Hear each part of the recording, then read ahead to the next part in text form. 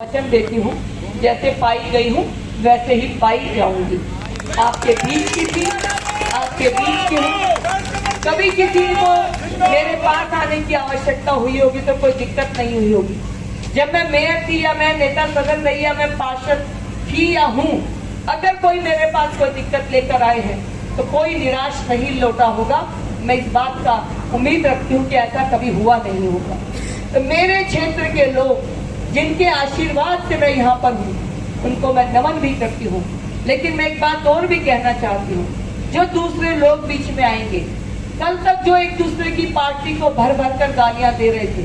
केजरीवाल कहते थे शीला दीक्षित की डायरी है मेरे हाथ में, इस डायरी में जो लिखा है मैं सबको जेल भेज दूंगा।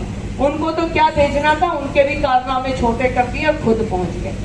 बहुत से लोगों को सवाल होगा कि ऐसा क्यों हुआ। आज मेरे क्षेत्र के सब लोग बैठे, सिर्फ एक मिनट में बताना चाहती हूँ। एक्साइज पॉलिसी का रूल है कि जो मैन्युफैक्चर होता है वो रिटेलर नहीं हो सकता। शराब बनाने वाली कंपनी बेच नहीं सकती, एक कानून कहता है। केजरीवाल साहब ने उस कानून को बदल दिया और सीधा दक्षिण भारत की जो शराब बनाने वाली बड़ी कंपनियां थी, उन्हीं को दिल्ली जोन बांटकर बिल्कुल उनके हाथ में पकड़ा दिया। कोई बिड भी नहीं हुई, कोई L1 S1 का मामला भी नहीं हुआ, सीधा उनको क्षेत्र बांट दिए। दूसरी बात, कमीशन 2% था, बढ़ाकर 12% कर दिया। 12% कभी किसी का कोई कमीशन 2 से होता हो तो मेरे बहुत से यहाँ पे बैठे हैं भाई, तो 2 से 12 नहीं हो सकता। तो 6% जो वापस लिए, वो जो 6% कैश किसको दिया गया, कहाँ कहाँ दिया गया, सारी उनकी लोकेशन और सारी चीजें डिपार्टमेंट के पास। दिल्ली का मुख्यमंत्री अगर मुख्यमंत्री था तो उस पर कोई हाथ नहीं डालता, लेकिन दिल्ली का मुख्यमंत्री सबसे बड़ा चोर है, इसीलिए वो आज जेल है। मेरे साथी यहाँ बैठे हैं, अगर घर की हमारी कोई दीदी आपके कपड़े लेने जाती है तो पहले पूछती है आपको कौन से नंबर का कुर्ता आएगा या कौन से नंबर का जूता आएगा। हम सब अपने नाप के कपड़े पहनते हैं, लेकिन वो मेरा भाई अपने नाप से 2 नंबर बड़े पहनता था और IRS था। तो IRS है तो क्या आपको ये नहीं पता कि आपके कपड़ों का नंबर क्या है, लेकिन दिखाने की बात थी। लेकिन जब चलता है ना जादू तो सर चढ़कर चलता है, लेकिन झूठ के कभी पांव नहीं होते।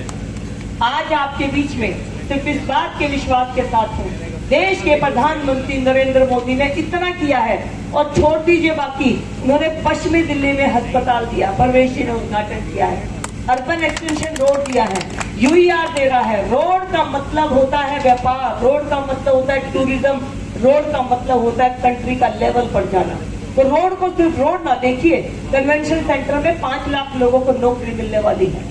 तो पश्चिमी दिल्ली को तो मोदी जी ने पहले भी बहुत दिया है। और अब यकीन मानना, अगर उनका मुंह कुबेर के धन का इधर ना खुलवा दूं तो अपनी बहन का अपना बदल देना, ये मैं आपको कहना चाहता हूँ। जो आपके यहाँ पर हम सब पूरी टीम बैठ के यहाँ पर पूरी योजना दिलो जान से बनाएंगे, और अगली बार जब आएंगे जीतने के बाद तो काम आप नहीं बताओगे, काम हम सारे बताएंगे कि ये काम हम आपके कर रहे हैं। एक बात कहना चाहती हूँ, बहुत लंबा संघर्ष, 16 साल छोटे नहीं होते।